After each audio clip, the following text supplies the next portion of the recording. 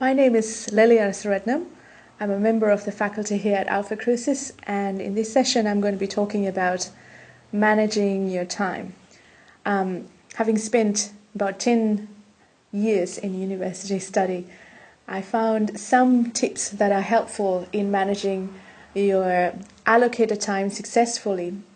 Every student has the same amount of time given to them, and the successful ones know how to effectively plan. So I just want to share with you a few tips that I hope will be useful for your own study. One of the first places to begin is to plan your schedule, and that I would suggest that you look at your calendar, the academic calendar, and mark out which classes you're taking and when the exams are coming up, so on and so forth. And that should give you at least a roadmap that helps you design your schedule accordingly. I would also suggest you put in things like family commitments, birthdays, and church commitments, whatever else you have on the non-negotiable times that sit, and I would put them onto the calendar. Now on this calendar, you want to schedule study times, and these times should be just as non-negotiable as any other meeting in your life. So if somebody else comes up and asks you for your time and it coincides with your study time, you have to say, sorry, I have an appointment with my books. And another thing to remember when you schedule these study times is to have some goals that you're going to accomplish during these times. Because you could say, I'm going to schedule 2 hours on Tuesday to study, and then you sit during the 2 hours staring at your book, wondering, so what did I read just now? And it could be a completely wasted exercise. So what I would recommend is you say, on Tuesday at 2 o'clock, I'm going to do research for my minor essay coming up for whatever class, and use that time and say, I'm going to do my literature review and identify the articles I'm going to use for the essay. So come 4 o'clock on Tuesday, when you look back, you can say, yes, I've got my articles and I'm ready to go with the literature review. So that's a tangible goal that you can accomplish in that given time. I would also recommend that you keep up with your weekly readings. It's a fallacy that you can catch up with the whole semester's readings the week before the exams. And you'd find that all of your lecturers agree with me on this view. So schedule in your reading time, and it varies from person to person. Some people read faster than others, so pace yourself and schedule in a realistic time to finish your weekly allotted readings, so that by the time you come to the end of the semester, you're not cramming or you're not stressed. I would also suggest that there is something you can do to help yourself alleviate some of the stress when it comes to deadlines, assignment deadlines that is. Look at the assignment deadline and mark it a week ahead of time in your calendar, which means you have in essence given yourself a 1 week extension. So aim to finish the assignment a week ahead of time, which means if there is anything unexpected that comes up, you have already allocated the time that's needed to deal with that unexpected thing. And it will also give you time to check your work and do the finer edits by the time the assignment is due.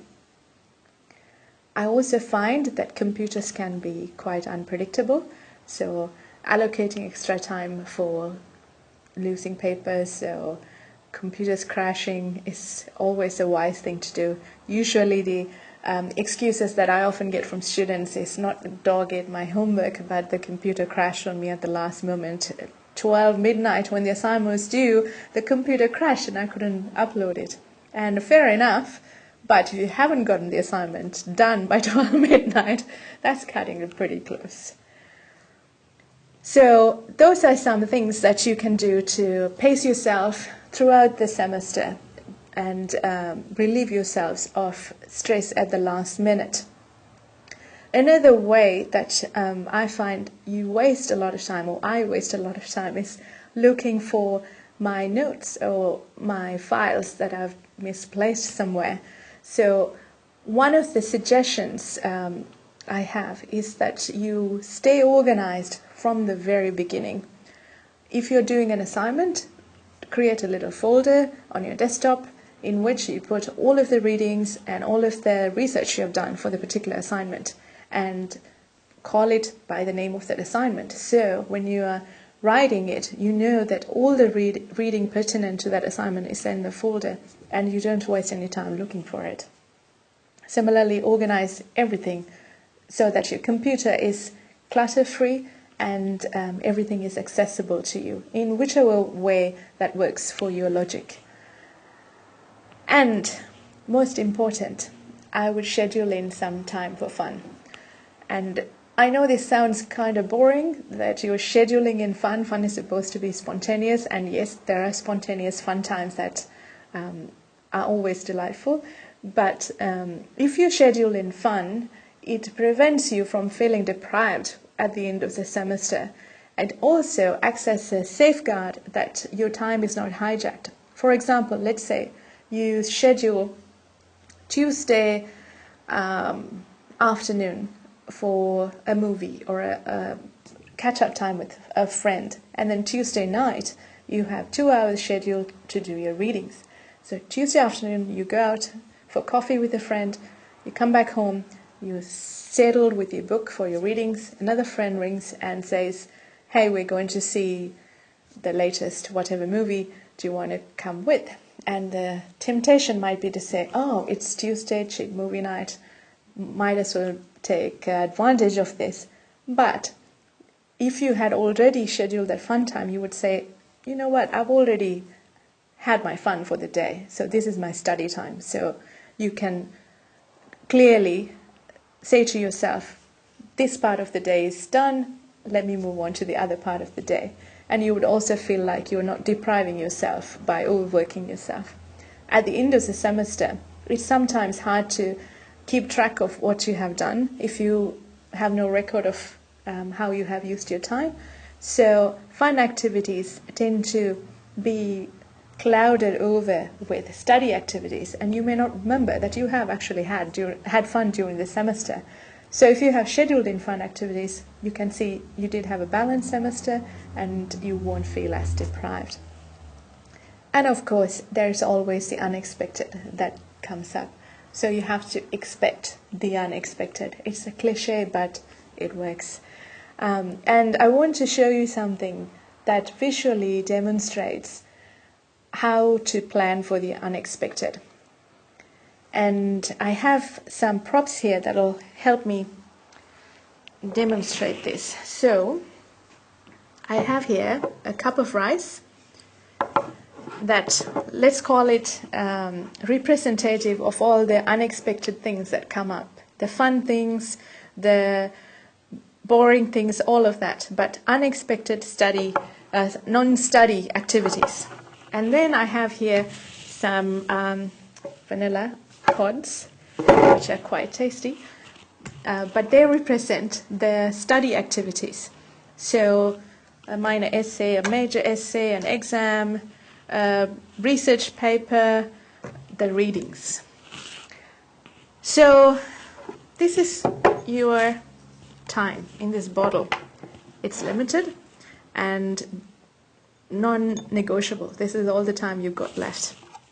Let's say that you prioritize the other things, the non-study things or the unexpected things. Let's say friend calls unexpectedly, you go out for coffee. Mom asks you to mow the lawn, you mow the lawn, or your spouse asks you to fix something, you fix it. Somebody needs a chat, you chat with them. You feel bored, so you watch some TV. You have to fix your car, do laundry. All these are necessary things, but these are things that are non-study related. And so these are the regular things that have taken up some of your time. On top of that, you need to do your minor essay, major essay, readings, and research, and exam. It doesn't fit. let's try this a different way. I'm going to take my study activities out of the bottle and put the rice back in the cup. All right, your time is free again. Let's say you prioritize your study activities. Minor essay, major essay, research, exam study, and regular readings. They all fit in your finite time. And then the unexpected come. The fun and the chores and the catch-up time. Let me see if I can do this without spilling the unexpected granules all over the table. Here we go. And it all fits around the priorities. So the point is, your time is finite, and if you can prioritize how you spend it, then everything else will fit around it, regardless of what comes up, as long as you can schedule your priorities.